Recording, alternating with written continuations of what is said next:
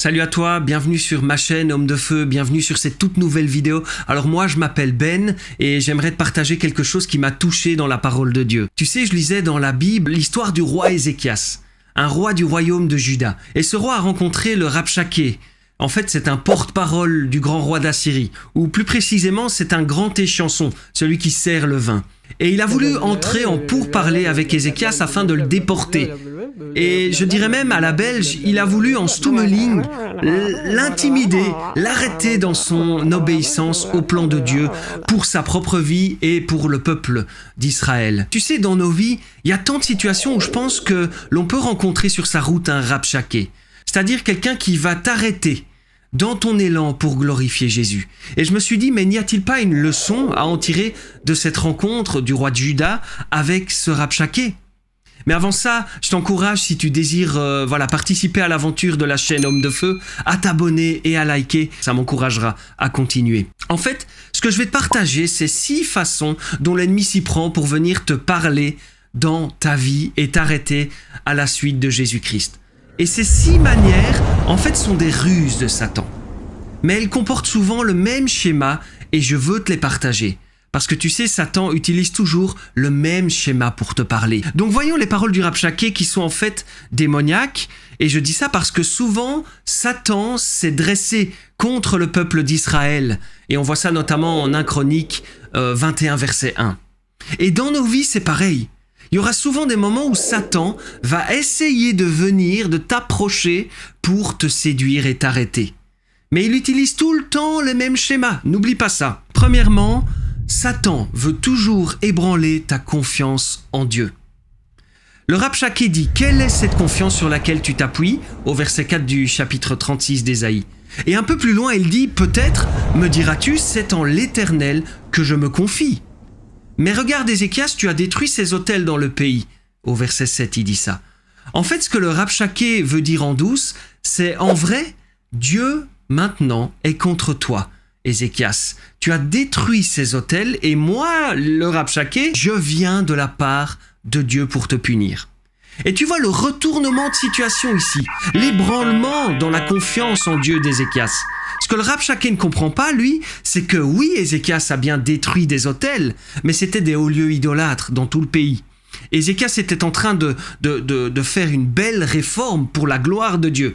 Et le Rabshakeh va utiliser ça, va même utiliser son service et essayer de retourner la situation pour dire que, il vient, lui, de la part de Dieu, punir Ézéchias, ébranler la confiance en Dieu. Tu sais, l'ennemi va venir dans ta vie et essayer toujours d'ébranler ta confiance en Dieu, de retourner la situation et de te faire croire que Dieu vient contre toi quelque part.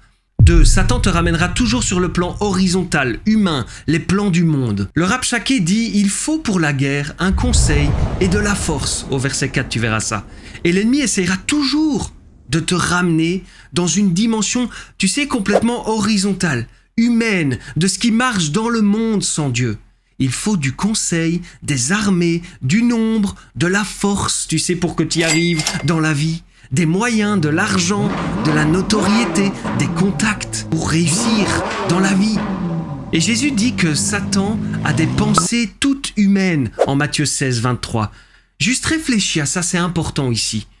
On pourrait croire que Satan, tu sais, il réfléchit d'une manière spirituelle quand même, comme un esprit hautement évolué, mais démoniaque, mauvaise. Mais en fait, non.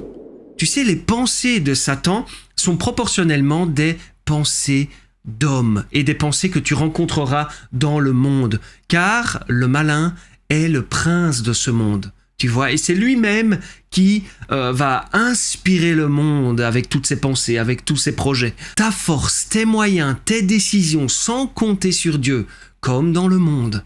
La réussite en écrasant les autres, la performance, le mal appelé bien, etc. Satan pense de manière humaine et veut te ramener dans ce domaine-là, horizontalement, sans compter verticalement sur Dieu. Fais attention à ça. 3. Satan mêle toujours vérité et mensonge. On va appeler ça des demi-vérités. Le Rabshakeh dit « Voici, tu t'es confié dans le soutien de l'Égypte » verset 6. Et c'est vrai, en Ésaïe 30, l'Éternel reproche à son peuple de s'être confié dans l'Égypte qui n'était d'aucun secours. C'est une vérité que le Rabshakeh dit ici. et il la ressort. Il l'utilise au bon moment. Fais attention à ça. Satan n'a pas peur des vérités. Satan n'a pas peur des doctrines. Satan n'a pas peur de ce que tu as vécu et de l'expérience que tu as et que tu considères comme vraie. Il va l'utiliser contre toi. Il va seulement la mêler à d'autres choses, tu vois. 4. Satan veut te tenter de revenir chez lui sous son règne qui est plus gratifiant pour toi, soi-disant. Le Rabshakeh dit ensuite « Fais une convention avec moi, je te donnerai 2000 chevaux » au verset 8. « Viens dans mon pays » ensuite il lui dit quelque part. Et Satan vient dans ta vie aussi pour te dire « Reviens chez moi, c'est plus beau, il y a plus de reconnaissance de mon côté. Pour ton travail, pour tes relations. Avec moi tu peux profiter de la vie, pas avec Dieu. Avec moi, tu peux faire ce que tu veux, laisser libre cours à ta créativité, laisser libre cours à tous tes penchants, à tous tes désirs, à tes émotions. Viens, reviens chez moi, te dit le malin. Mais fais attention, parce qu'il y a un piège. 5. Satan veut te terroriser. Le Rabshakeh continue et dit « D'ailleurs, est-ce sans la volonté de l'Éternel que je suis monté contre ce pays pour le détruire ? L'Éternel m'a dit « Monte contre ce pays et détruis-le » au verset 10 du chapitre 36. C'est fou ce qui se passe ici, parce que si Ézéchias l'écoute, lui qui a servi Dieu fidèlement dans une belle réforme pour le pays, il pourrait se laisser tenter par la terreur, par la peur. Quoi ? Moi, Ézéchias, j'ai servi l'Éternel et il me dit que Dieu vient contre moi ? Et tu sais quoi de pire dans ta vie chrétienne ? Quand on arrive finalement à te faire croire que Dieu est contre toi. Tu sais, c'est l'inverse de la bonne nouvelle de l'Évangile, pour laquelle finalement tu as mis ta foi. Dieu n'est pas contre toi. Il t'a pardonné. Et Satan va souvent faire cela quand tu as péché, même si tu t'es repenti, tu sais. Il va venir en douce comme ça, à ton oreille lorsque tu es faible.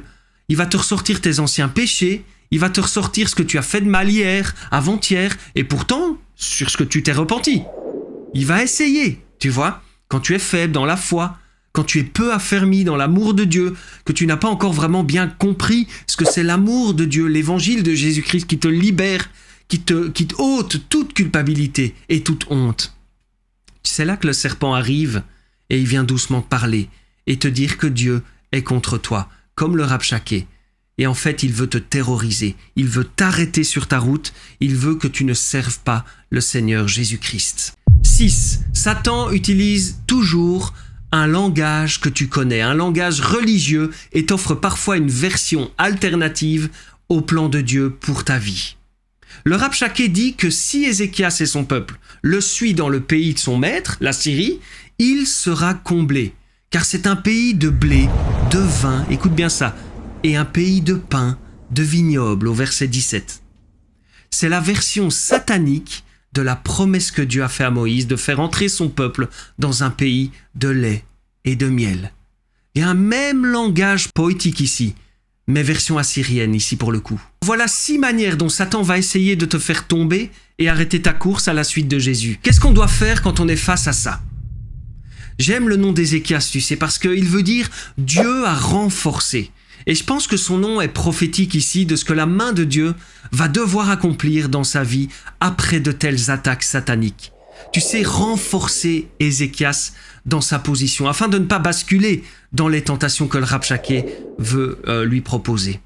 Et Ézéchias par 2 fois va être renforcé dans sa vie. La première, c'est ici dans ce récit, face au Rabshakeh, et la deuxième, c'est dans sa santé qu'il va devoir être renforcé à un moment donné. Il va obtenir 15 années de plus pour vivre. Au chapitre 38, tu pourras voir ça. Mais regarde ce qu'il fait Ézéchias. Lorsque le roi Ézéchias eut entendu cela, il déchira ses vêtements, se couvrit d'un sac et se rendit dans la maison de l'Éternel. Tu verras ça au verset 1 du chapitre 37. Et c'est ce qu'on doit faire quand on est la cible de telles paroles. Aller vers le vrai, se rassasier de la présence de Dieu, du Dieu vrai. Et pourquoi j'insiste ici pour dire vrai ? C'est parce que tout dans les paroles du Rabshakeh dénote la subtilité, la peur, l'intimidation et la fausseté. Et pour que tout cet écran de fumée finalement et de confusion se dissipe, il nous faut entrer dans la présence du véritable, de Jésus. Alors je t'encourage à le faire quand tu te sens oppressé par Satan, par des paroles décourageantes, des mensonges qu'on veut coller sur toi, des étiquettes aussi, des promesses, mais qui ont des contreparties qui finiraient par t'éloigner de ta relation avec Dieu. Va vers le vrai, comme Ézéchias, notamment au travers de la parole de vérité, la Bible. J'invente un verbe ici, sois ézéchiasé, sois renforcé au nom de Jésus. Alors voilà, je te laisse avec ça, j'espère que ça a pu t'encourager et on se revoit dans des shorts ou dans des vidéos très bientôt. Ciao ciao.